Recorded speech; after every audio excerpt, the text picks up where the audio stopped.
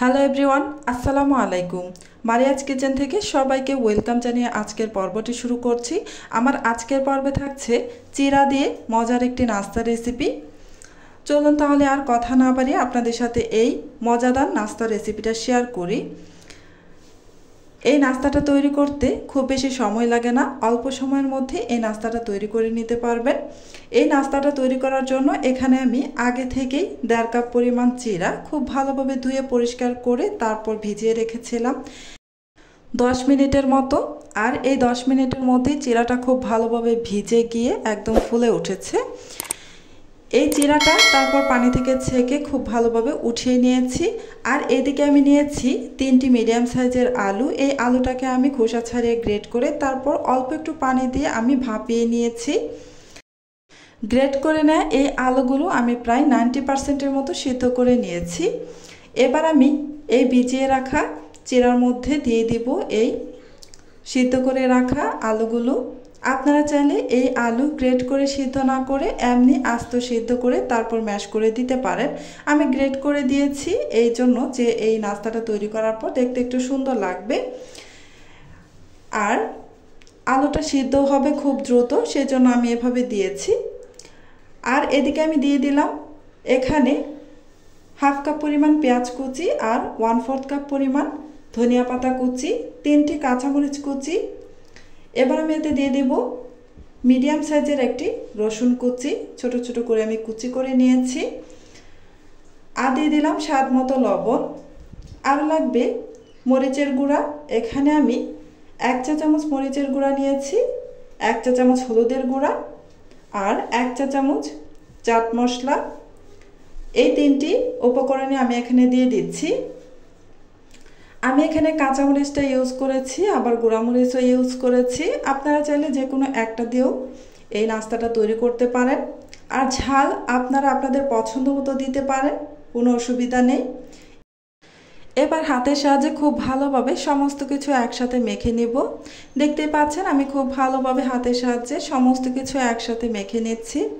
আমার চ্যানেলে যারা পুরনো বন্ধু আছেন ওনাদের জানাচ্ছি অসংখ্য ধন্যবাদ আমার সাথে থেকে সব সময় আমাকে সাপোর্ট করার জন্য। আর আমার চ্যানেলে আজকে যারা নতুন ভিজিট করেছেন অথবা আমার রেসিপিটি আজকেই প্রথম দেখছেন ওনাদের বলবো আমার রেসিপিটি যদি একটুও ভালো লাগে প্লিজ আমার চ্যানেলটি সাবস্ক্রাইব করে পাশে থাকা বেল আইকনটি প্রেস করে রাখবেন। এতে করে যখন আমি নতুন কোনো ভিডিও আপলোড করব তখন সাথে সাথে আপনার ওখানে নোটিফিকেশন পৌঁছে যাবে। এই তো চিরার নাস্তাটা তৈরি করার জন্য এখানে আমার উপকরণগুলো একসাথে মেখে নেওয়া হয়ে গেছে। এবার এই যে দেখতে পাচ্ছেন শেপ দেওয়া যাচ্ছে, আমি বড়ার শেপে তৈরি করে নেব। এবার চলে যাচ্ছে চুলায় একটা আগে থেকেই ফ্রাই প্যান বসিয়ে গরম করে নিয়েছি। এবার আমি এতে পর্যাপ্ত পরিমাণ সয়াবিন তেল দিয়ে দিব। আপনারা চাইলে এখানে ডুবো তেলে এই নাস্তাগুলো ভেজে নিতে পারেন, তবে আমি খুব বেশি তেল দিচ্ছি না। আপনারা চাইলে ডুবো তেলেও ভাজতে পারবেন, এতে করে খুবই সুন্দর মুচমুচে হবে আর খেতেও ভীষণ ভালো লাগবে। আমি অল্প তেলে ভেজে নিচ্ছি। এই তো একে একে আমি নাস্তাগুলো দিয়ে দিচ্ছি। সবগুলো নাস্তা আমি দিয়ে দিয়েছি। আপনাদের এবার আমি একটা কথা বলে রাখি, সেটা হচ্ছে এই নাস্তাগুলো দেওয়ার পর অল্প সময়ের মধ্যেই নাস্তাগুলো উল্টে দিতে যাবেন না, এতে করে নাস্তাগুলো ভেঙে যেতে পারে। তাই যখন দেখবেন নাস্তার অপর পাশ খুব ভালোভাবে কালার চলে এসেছে তখন নাস্তাগুলো উল্টে দিবেন, এতে করে নাস্তাগুলো ভেঙে যেতে পারবে না। এই তো দেখতেই পাচ্ছেন অপর পাশ আমার খুব ভালোভাবে কালার চলে এসেছে, তাই আমি নাস্তাগুলো উল্টে দিচ্ছি। এভাবে চুলার আঁচ মিডিয়াম হিটে রেখে এপাশ ওপাশ করে খুব ভালোভাবে মুচমুচে করে ভেজে নেব। দেখতেই পাচ্ছেন আমি আবারও নাস্তাগুলোকে উল্টে দিচ্ছি।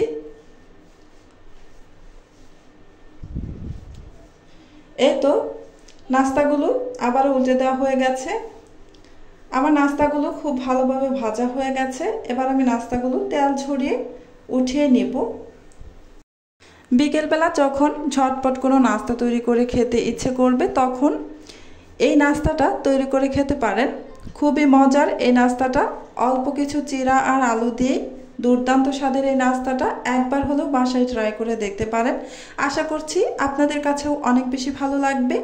আজকের মতো এখানেই বিদায় নিচ্ছি। আবারও চলে আসবো অন্য কোনো দিন নতুন আরও একটি রেসিপি নিয়ে। আপনারা অনেক বেশি ভালো থাকবেন, সুস্থ থাকবেন। আল্লাহ হাফেজ।